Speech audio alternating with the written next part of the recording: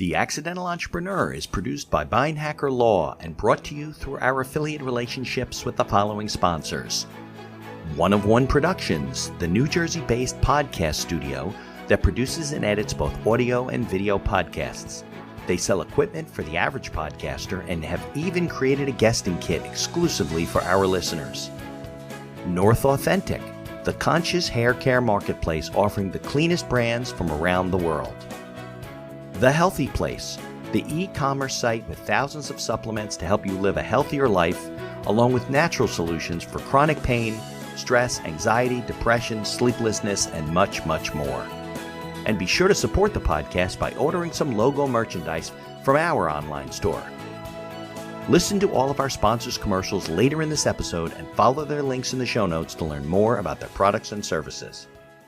And just to finish off the, kind of the journey, we started out, our very first project was an infomercial for the Little Giant ladder. We did over $200 million. I know that one, right? In sales. Yeah. I mean, I have one in my garage right now. I actually designed the logo that's on that ladder that's in millions of homes, but we had a huge audience because millions of people were watching TV back in 20 years ago, and we sold millions of commercials. You could do different things. Now you exactly. Right.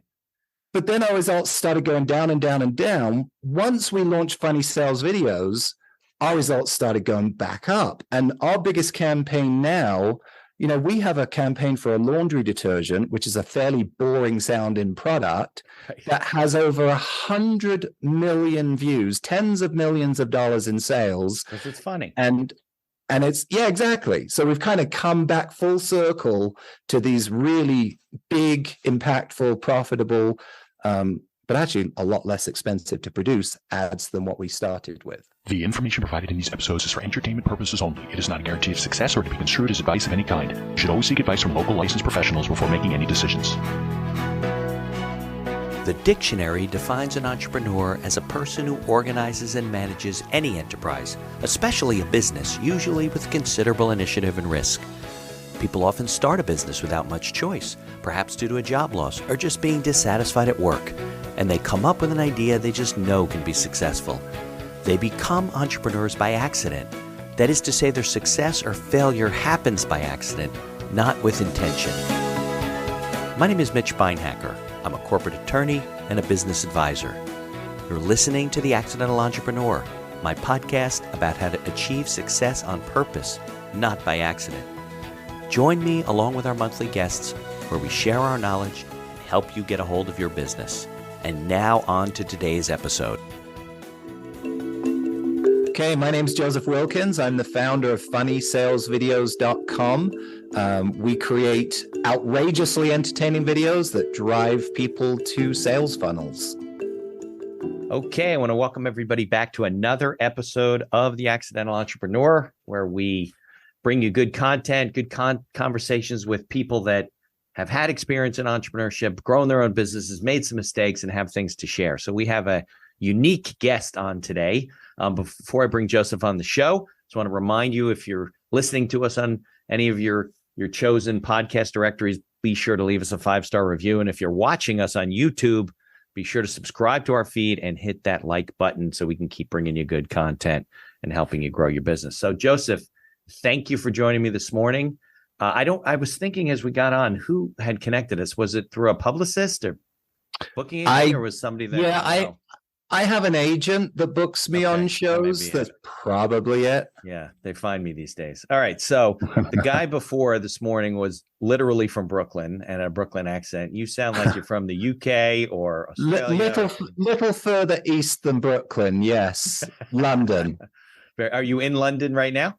No, I live in Utah. I've been here, 20 years. I was there last week. I was in London. Actually, I was at, it sounds a lot posher and more impressive than it actually was, but I was at a marketing conference presenting at Oxford University last week. Oh, very nice. Was the weather nice or normal? It was beautiful. Actually, they're having a drought out there. They're having record-breaking temperatures, hose pipe bans everywhere. Yeah, you guys are known for like weather and rain, and right? Exactly. People don't know what to do. Everyone's going crazy because they don't have air conditioning. not used to it. Yeah, exactly. You don't need it there. All right. So take me through how a guy from London ends up in Utah and how you've developed your career. And because I know you weren't doing funny sales videos all the time, but can talk about that. Right. Today seems to be like a day to talk about video. So it's all good stuff. Sure. People are just starting to learn. Yeah, I mean, really quickly, my background, like I said, I grew up in London. My dad was a fashion photographer working in the advertising industry, did some huge campaigns, worked for, ranked Xerox, digital back in the day, but also Vogue magazine. And his claim to fame is that he did the personal portraits for the Queen of England once. Oh, so, nice. Pretty good. Yeah. So when I was older, I wanted to go into graphic design, something similar. I moved out to America to go to university. I went to university here in Utah at Brigham Young University. While I was in graphic design, it was kind of when the internet was beginning to support video. I'm dating myself, but this was 20 years ago. Yeah. And I got a graphic design job out of college, and they were kind of starting to say, hey, who wants to learn how to do video? And so they kind of sent the graphic designer to some courses in LA. And before I knew it, people were asking me to do videos on the side as a freelancer. And so about just over 20 years ago, I started a video production agency, and we were focused almost exclusively on television commercials. A few web videos, but it was still kind of the early days of the internet. You really couldn't put up what you have now. People don't realize that. Exactly. 20, 30 years ago, it would take an hour for you to download a video. Exactly. Yeah, you remember the days. Yeah, I was before that. I was before they had video, like 90. I remember I was at a youth conference in either the Middle East or Europe or something. And there were all these kids from Europe and mostly from Israel, Europe, and the United States. And they were talking about this thing called the internet. And I said, yes. What are you talking about? I never heard of it. They go, well, it's this. I said, that's not even true. We're in America. We hear about everything first. And I get home and there's all those AOL discs on everybody's doorstep. Yeah. And it was all from there. So, but how does a kid from London end up at BYU? Well, I'm a member of the Church of Jesus Christ of Latter-day Saints, commonly known as the Mormons. So that's probably the quick answer. But I also, Utah is just, it's a great place for creativity. There are so many movies that are shot in Utah, so many, TV series. A lot of people don't realize how diverse visually Utah is. I could drive 1 hour and be on the Salt Flats, which is where they shot some of Star Wars. I could drive a few hours the other way, be in the Red Rocks of Moab. We've got skiing. We've got, huge lakes here. So a lot of productions come here for the visual variety. It's a great place. I love living here. I've kind of lived half my life here and half my life back home, so I don't really know where home is right now. So you were in Salt Lake? Yeah, about 20 minutes outside of Salt Lake. I was in Salt Lake once. I used to work for a company out of Columbus, Ohio, and I was there for business. And Salt Lake's a pretty city. On the plane, you land right there. It's beautiful. Yeah. Okay. So, so we're back about 20 years ago, right? And you and I both know video wasn't really something you could do on the internet. So how do you get started in that type? Like, how do you, film a commercial and get it on TV in those days? Well, I mean, and this is just a general tip for life itself. If you want to do something, you just figure out how to do it. I could tell you funny stories about the number of clients that I didn't lie to, but I overestimated my abilities, and then I had to bring that to reality. Right. So regardless of what industry you're in, it all starts with self-belief. That's my opinion. That's a good advice. Yeah. You say yes, basically, and you figure it out afterward. You say yes first, and you figure it out second, as long as there isn't a really tight deadline. Right. So that's really what I did. I mean, I started out borrowing and stealing equipment, not stealing, borrowing. Right. And a lot of people don't realize today, what I'm holding in my hand here, I would have paid $50,000 to get big a camera and stuff. Sure. Yeah, exactly. So there's no there's no excuse today to anyone to say video. I can't include video as part of my marketing arsenal because you have everything that you need, except the creativity. That's the only thing that you really have to develop or hire talent that has that. But I can talk about, how we did that. But basically for 15 years, we ended up, starting out small, but we worked for some of the biggest brands on the planet. I mean, we've done 50 different marketing videos for Google, LinkedIn, McDonald's, hundreds of commercials for Chevrolet. And, so very, very small boutique agency that's worked for some very big companies. But the big pivot, I would say, came about 5 or 6 years ago when we realized nobody's watching TV the way that they used to. Right. I mean, I have teenage kids that don't even know what TV is. They're always on their phone watching. Exactly. Yeah. And so everyone or most people have shifted from a sit-down experience where they're waiting for you to serve them content and they don't have any other choice than maybe flipping a few channels, to I am now overwhelmed and inundated. Everyone on the planet has their own channel if they want it. It's in point, Mitch. But we have now the problem of people with attention deficit disorders that at any moment can change the digital channel or scroll along or ignore your content. And so we couldn't just serve up the same kind of ads. Right. We had to create something that was different. Change the channel. That's what they do now. Yeah. They change their swipe or whatever they do on their phones. My kids have no patience. Yeah. I mean, think about YouTube. You got five seconds of their attention before that skip button comes up. Right. And that really encapsulates the problem. Is what we now do is we say, okay, we have 5 seconds to pique curiosity, to grab your attention, to pull you in. And then we've got about another 10 seconds. And then we've got about another 10 seconds. And it's this constant thing where our videos, we can't look at them as the whole part. We have to look at them as broken down into small increments of attention grabbing, elements that has to continually go throughout the whole thing. So basically what we do now is we create videos that kind of feel like you're watching a piece of sketch comedy, something off of Saturday Night Live or something like that, that people actually want to watch. Right. And while we hook you, we then use that story to tell a entertaining story about a problem that the viewer will relate to, and then finally say, oh, I actually do need that, or I actually am interested in that. Right. But we've earned your trust to be able to ask you to do something about it. Right. People like to laugh and feel good, I think, when they're watching. It's the whole reason they're on the platform in the first place, is to be entertained, to waste a little time. Right. And they don't have much time. So you got to be short, you got to be to the point, but you've got to earn their attention. And just to finish off the, kind of the journey, we started out, our very first project was an infomercial for the Little Giant Ladder. We did over $200 million. I know that one. Right. In sales. Yeah. I mean, I have one in my garage right now. I actually designed the logo that's on that ladder that's in millions of homes.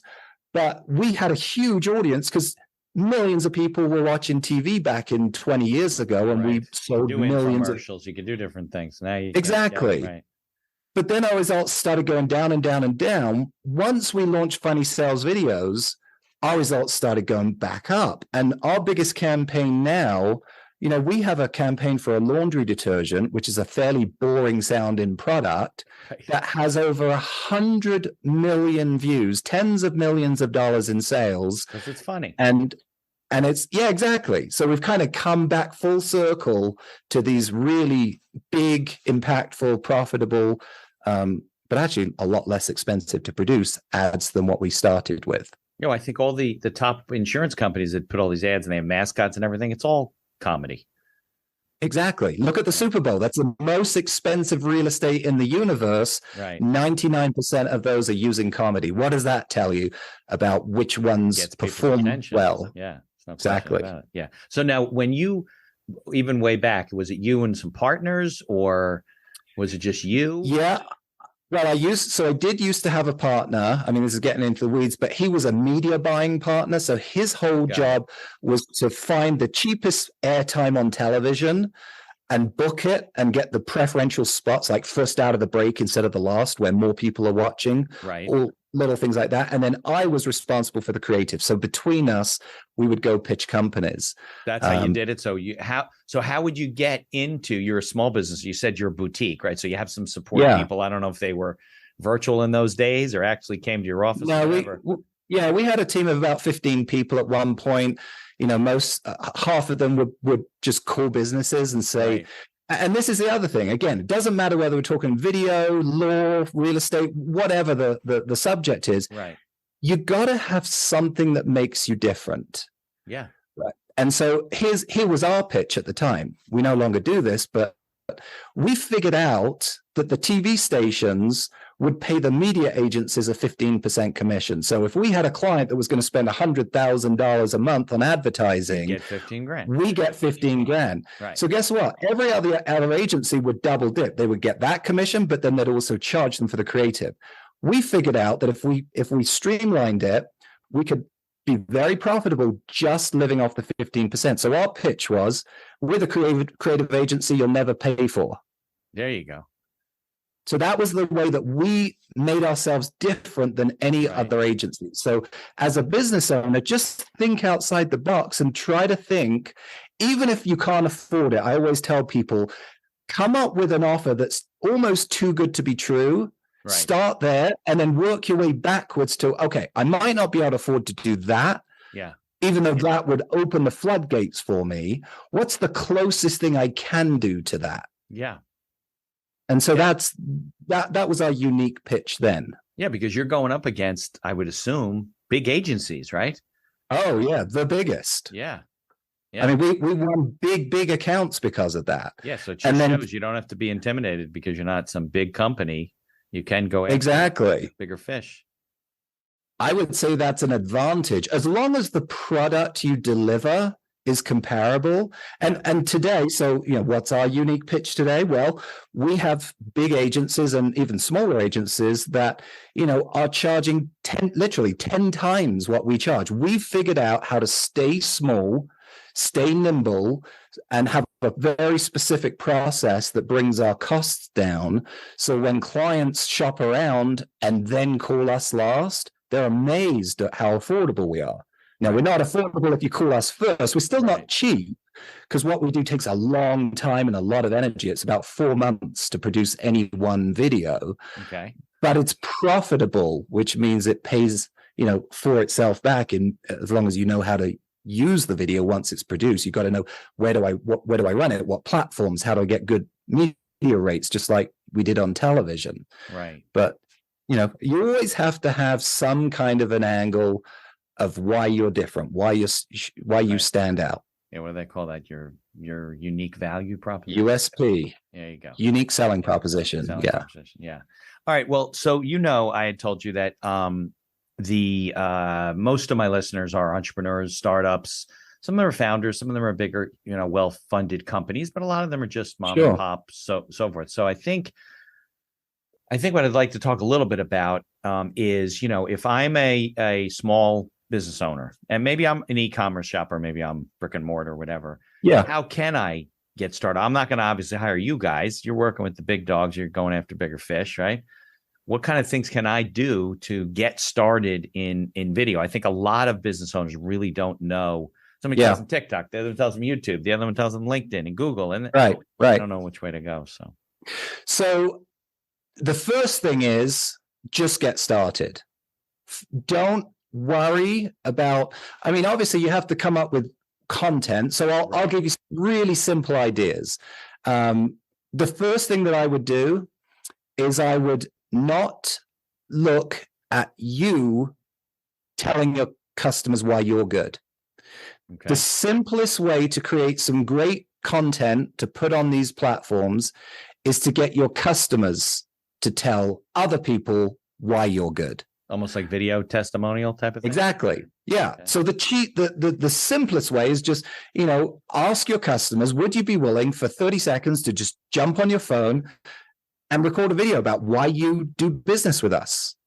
Now, the next step up is to you, or preferably somebody with a decent camera that knows what they're doing that's in your town, hire them to go to these people and make short videos. I mean, that's what we did for a long, long time.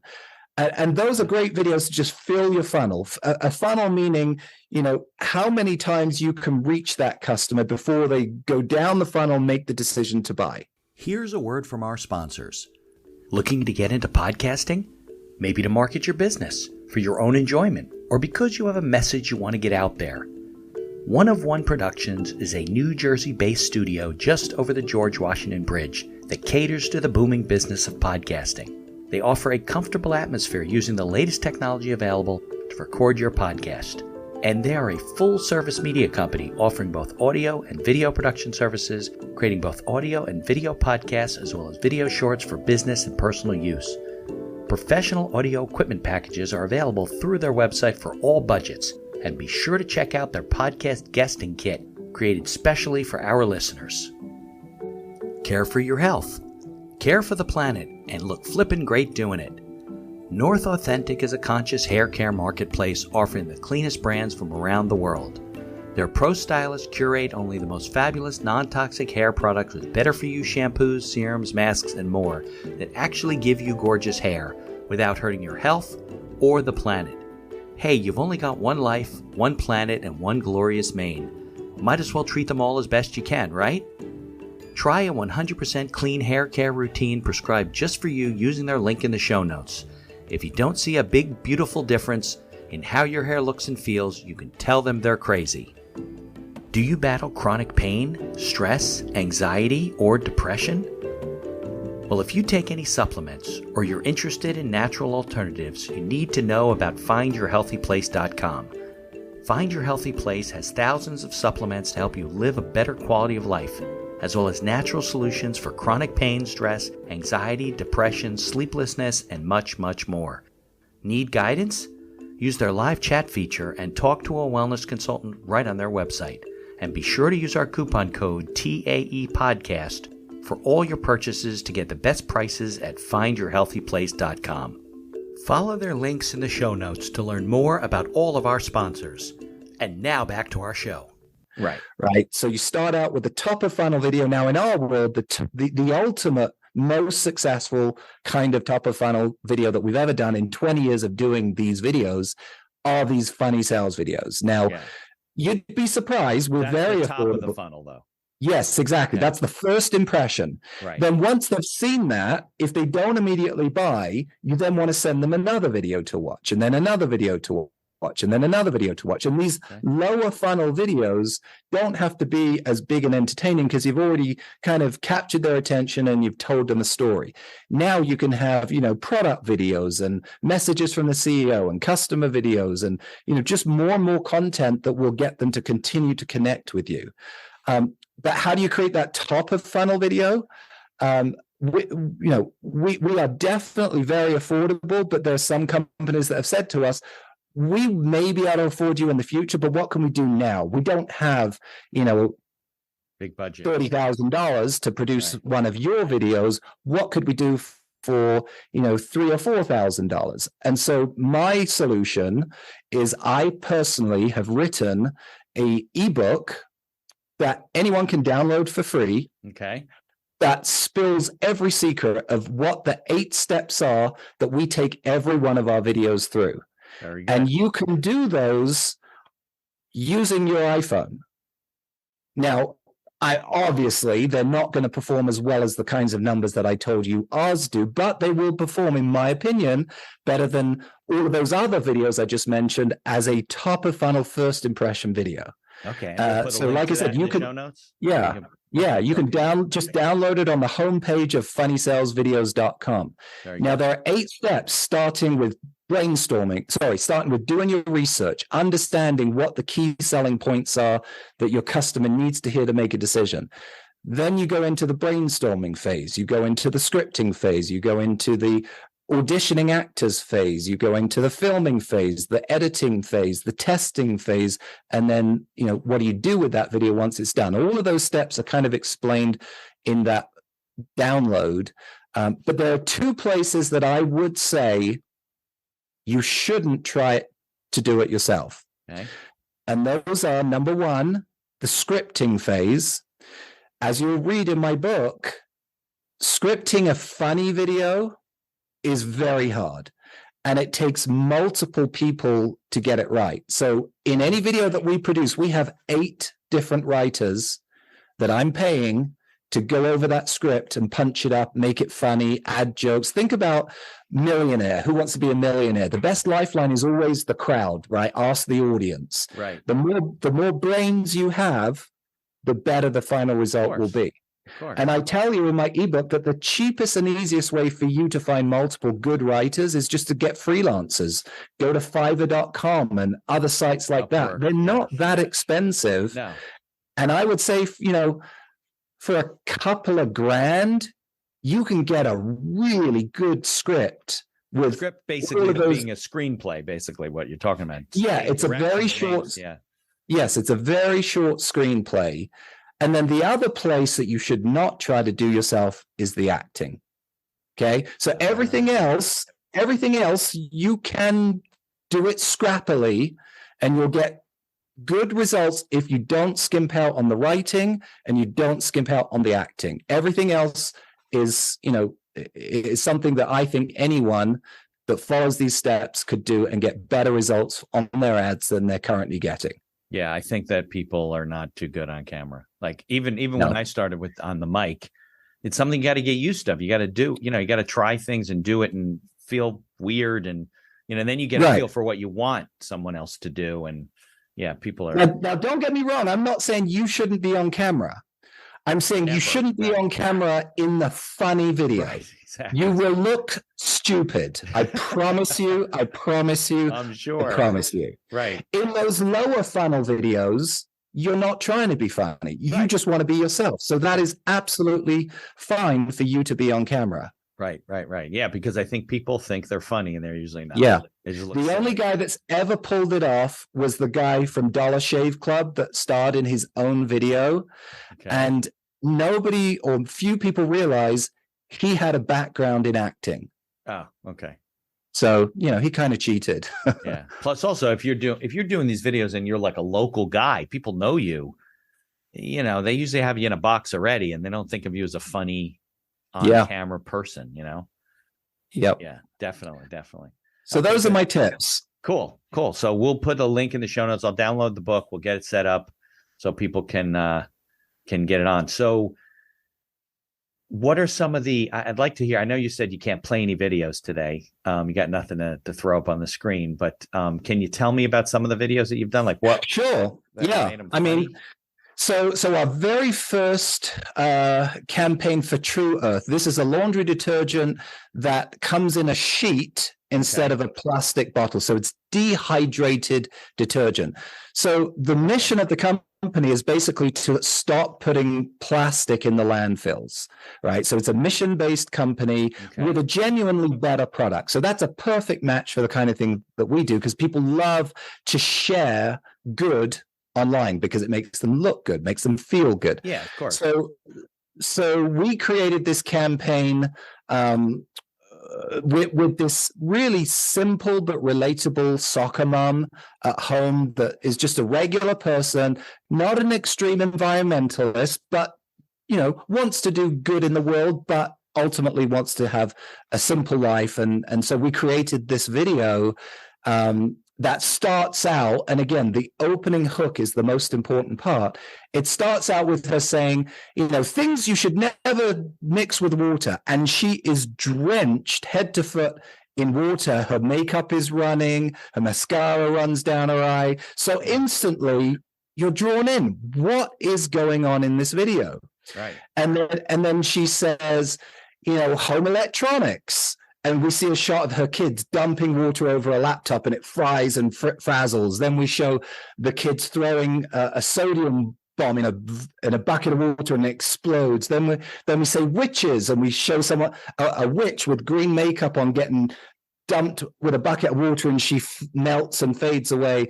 And then it comes to the punchline, and laundry detergent. So you've got to stick around longer, because we've just shocked you with 4 or 5 different images, and your mind is saying, I've got to know why. Right. Well, Why don't I?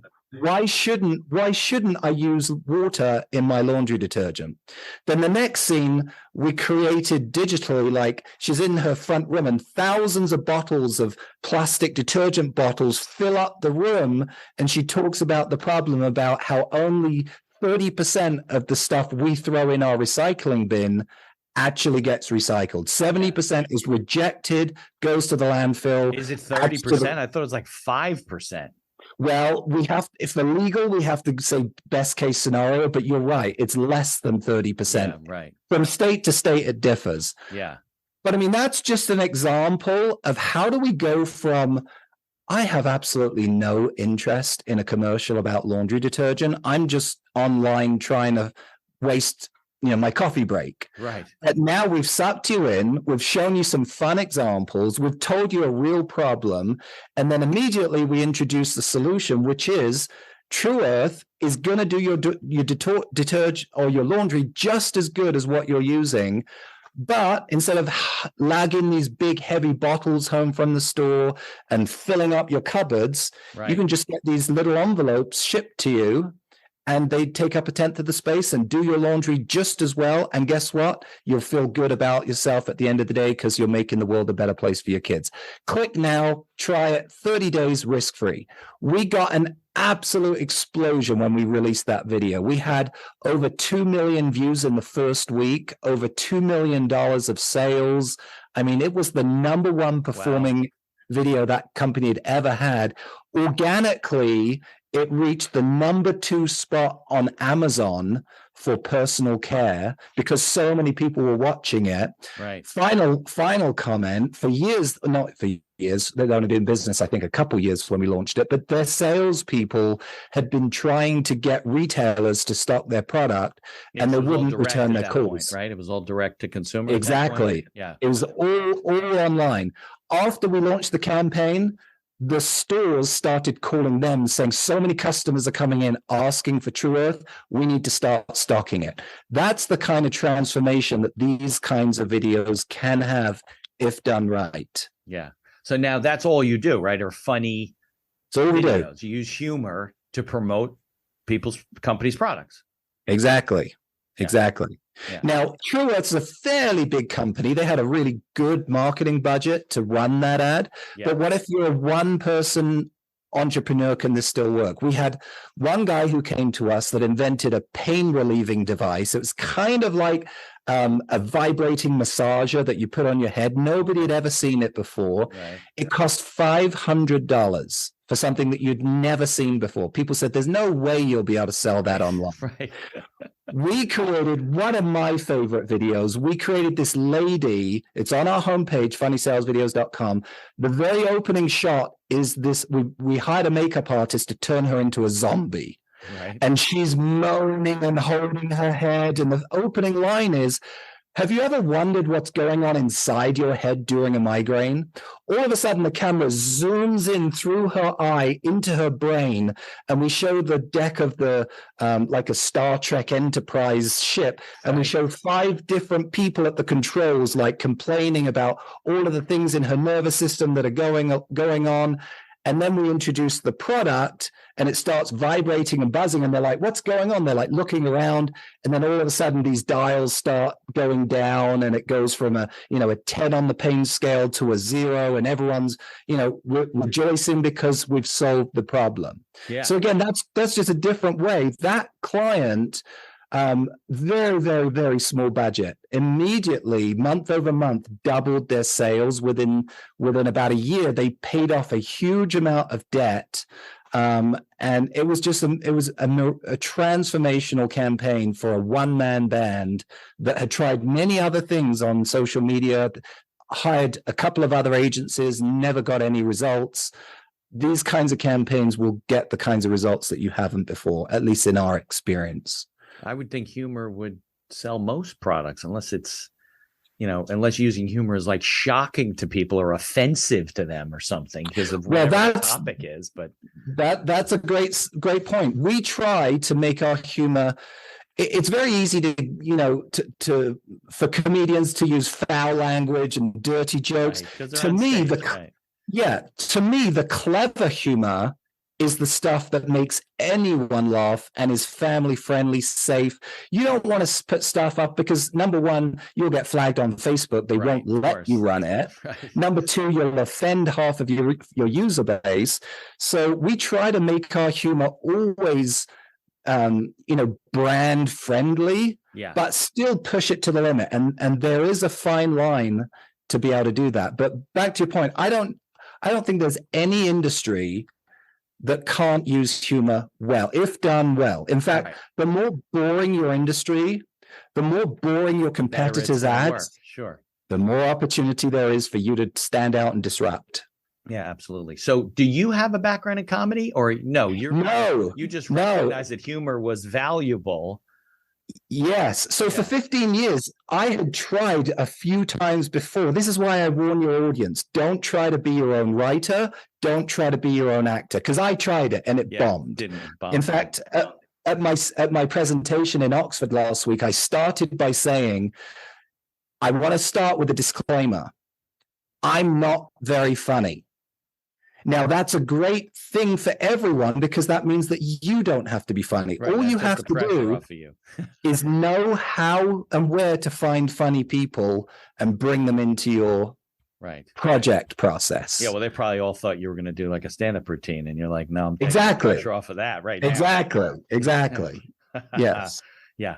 All right. Well, I find it, what's the word? Refreshing that, people can kind of, start to learn better ways to do what they do. Because I think a lot of people they're trying all kinds of stuff and they never really you kind of figured out the formula, at least in your industry, and what you need to do as a video production company and a marketing agency.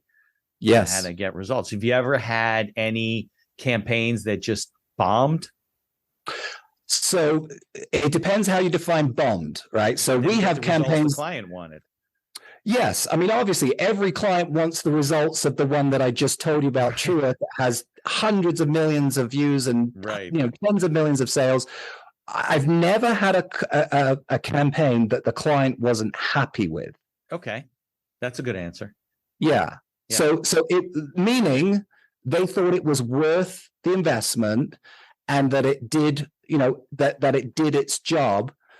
We never promise anything. I mean, any marketer that's been in marketing for a while knows that it's all about testing. It's all about trying different things. And, sometimes you hit a home run, sometimes you don't. But this has been, without question, the most consistently profitable, results-oriented thing that we've done in 15 years that we can say, we have a process that has worked time and time again. The degree to which each one works, that's what is the unknown. Right, of course. Now, Joseph, how big is your company right now? You have full-time people, virtual people? Yeah, we have a handful of employees. The majority of why we can be as lean as we are is because most of the people are freelancers. So, our writers are all freelancers. The film crew are freelancers because we don't need a film crew every day. We shoot maybe 2 or 3 videos a month. Right. And so for the other days, what we do with them? Well, we'd pay them and we'd have to raise our prices. So very, very lean. We have our own in-house studio or own in-house equipment, but most of the team, it's about 25 people that are working on each project. If you look at the entire, what we need for every single role, but 75% of that are freelancers. And the editors and stuff, they're not even in your building, right? No, some are, some aren't. Right. Okay. Just depends on how many projects we have at any given time. At any given time. Very good. Very good. All right. So, I don't know if I have any more questions for you. I mean, I was looking forward to talking to you and hearing all about humor. And I think that it's not only is it an interesting business, but you've been very successful doing what you're doing. If you were to look back in terms of you went from, video side marketing, just kind of the regular world, and then you found this niche, do you feel that there's anything you would do differently, some mistakes you made along the way that you would do differently?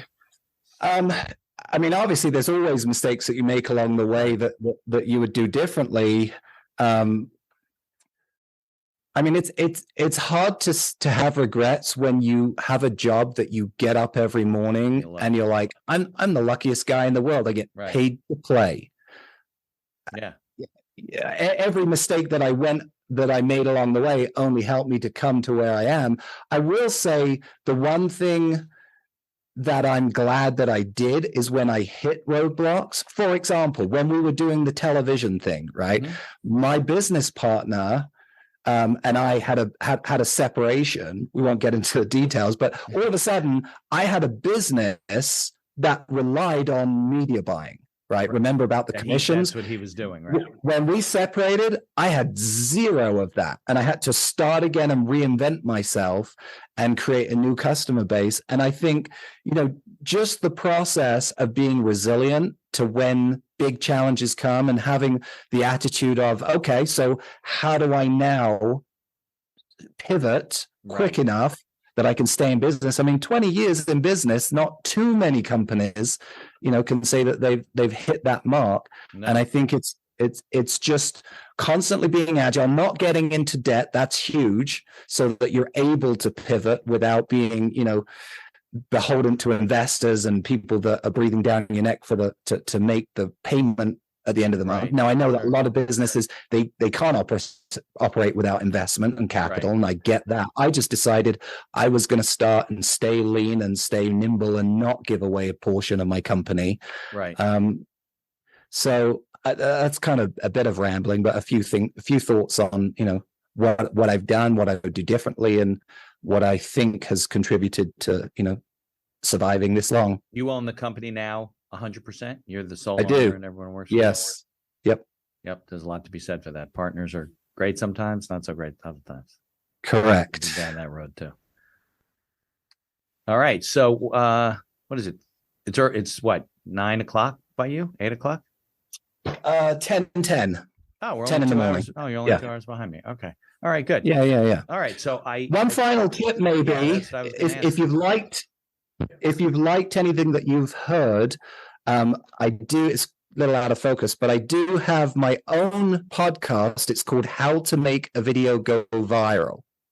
And we go into, I don't know, 20, 30 episodes worth of the specific details. And we also interview, companies that have done this and get their experience. Check that out on all of the regular podcast platforms. Just how to make a video go viral. I will definitely put a link in the show notes to the podcast. Awesome. Great. And Joseph, I can't thank you enough for spending some time with me today. You're welcome. It's been fun. Thanks, Mitch. If you like the podcast, please tell others about us. You can find us on Apple Podcasts, on Google Podcasts, on Amazon Music, and many of the other podcast directories. If you like what you hear, please leave us a 5-star review and feel free to share our episodes on social media. If you have any questions or comments, ideas for the show, or you'd even like to appear as a guest, reach out to us by email at info@beinhackerlaw.com. The Accidental Entrepreneur is hosted and produced by me, Mitch Beinhacker. If you'd like more information about my legal services, you can find me on social media or visit my website at beinhackerlaw.com. Thanks for listening, and be sure to subscribe to our feed to be notified of all future episodes.